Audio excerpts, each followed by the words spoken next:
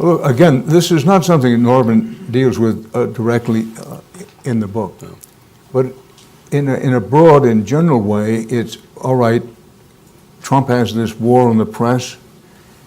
It's so vital to understand what's happening with that war, as you say, a combined campaign to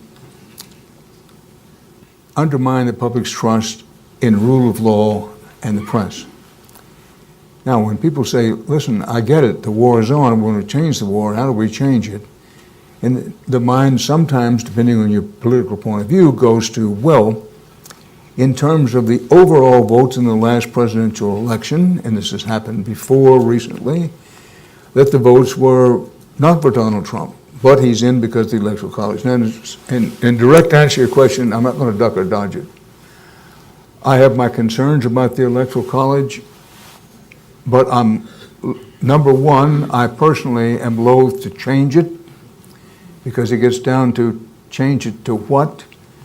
Number two, I do think that the talk is, frankly, in some ways, I won't say a waste of time, but we have to be careful because it would require a constitutional amendment.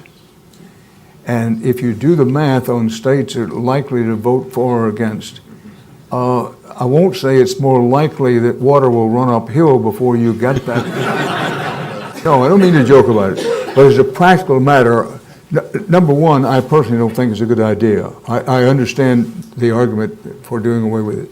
But number two, we can waste a lot of time by something that the odds are so strongly against getting enough states to approve a constitutional amendment that we, and this is just my own opinion, we should concentrate on those things where there's a chance to affect real change.